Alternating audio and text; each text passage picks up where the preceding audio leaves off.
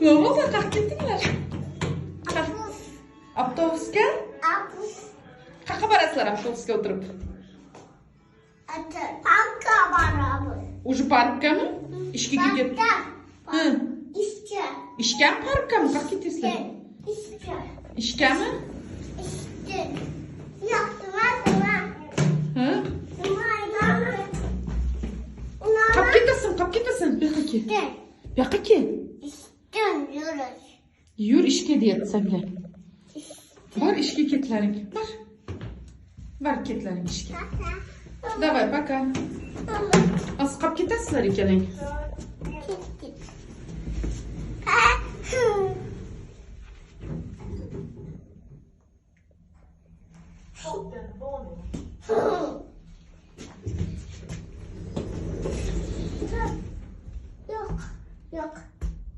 Yok.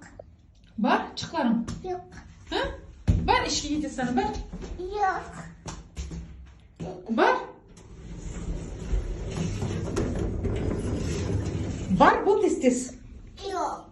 Tush deyapti, Imona ketdi. Bo'pti. Tamam. Qo'rqasanmi? Sanchi qo'rqasanmi? Ata abi. Sen qo'rqmaysanmi shunda? Bu yoqqa kel. Ata abi.